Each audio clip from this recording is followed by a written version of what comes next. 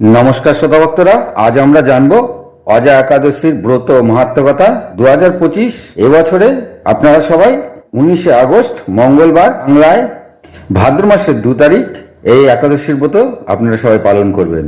এই একাদশী 18 আগস্ট ও 19শে আগস্ট এই দুদিন পড়েছে। অবশ্যই এই ভাদ্র মাসের কৃষ্ণপক্ষীয় একাদশী আপনারা 19শে আগস্টই করবেন, কারণ যে একাদশী দ্বাদশী যুক্ত হয়ে থাকে তার মাহাত্ম্য অনেক গুণ বেশি।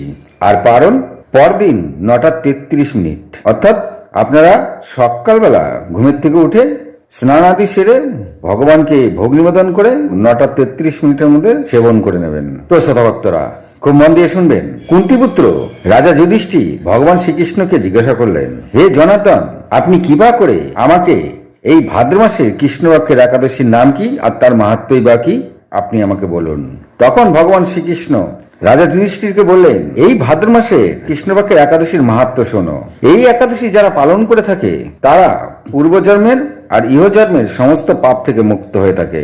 আর তিনি এই একাদশী নিষ্ঠার সঙ্গে পালন করলে অর্ঘ্যবাস করেন এবং উনার যদি মনোকাঙ্ক্ষা থাকে অন্য কাউকেও তিনি নিজের সঙ্গে স্বর্গবাস করাতে পারেন। তো সভাভক্তরা বোঝা গেল, আমরা অনেক একাদশীতে শুনেছি নিষ্ঠার সঙ্গে পালন করলে স্বর্গ লাভ করা যায়, কিন্তু এখানে নিজের সাথে নিজের পরিবারেরও যে কাউকে স্বর্গবাসের মনোকামনা করতে পারেন, তবে তিনিও স্বর্গবাসী হয়ে থাকেন। তো শ্রোতাভক্তরা, এই একাদশীর ব্রত পালন করলে অশ্বমেধ যজ্ঞের ফল লাভ করা যায়। নানা তীর্থে গিয়ে স্নান করে যে পুণ্য অর্জন হয় তার থেকে অনেক বেশি পুণ্য ফল এই একাদশীর ফলে লাভ করা যায়। আর একাদশী করবার আগের দিন, একাদশীর দিন এবং একাদশীর পর দিন, এই 3 দিন সম্পূর্ণ নিরামিষ থাকতে হবে। যদি পারেন দশমীর দিন থেকেই খাবেন না, দশমীর দিন থেকে সম্পূর্ণ নিষ্ঠার সঙ্গে পালন করুন।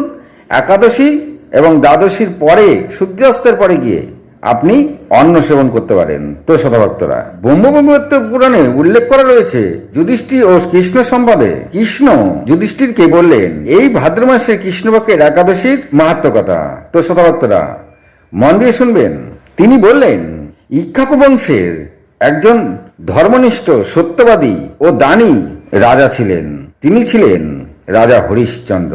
তো শ্রোতাভক্তরা, এই হরিশ্চন্দ্রের কথা মার্কণ্ড পুরাণ ও দেবী ভাগবত পুরাণে খুবই সুন্দরভাবে বর্ণনা করা হয়েছে। তো শ্রোতাভক্তরা, আসলেই এই অজা একাদশী রাজা অজের থেকেই এসেছিল, তবে সে কথা পুরাণে খুব একটা বেশি উল্লেখ নেই। অজা একাদশীর মাহাত্ম্য কথা রাজা হরিশ্চন্দ্রের কথাই রয়েছে। আমরা রাজা হরিশ্চন্দ্রের কথাই শুনতে পাই। তো রাজা হরিশ্চন্দ্র এত দানী ছিল আর ধর্মনিষ্ঠ সত্যবাদী ছিল, আর তার প্রভাব ত্রিলোকে পড়তে শুরু করে। এই প্রভাব যখন স্বর্গে পড়ে তখন ইন্দ্র তথা সেখানকার দেবতা এবং বৈশিষ্ট্য মুনি, গৌতম ঋষি সবাই ভীষণ খুশি হলেন। সেখানে বিশ্বামিত্র হাজির ছিলেন।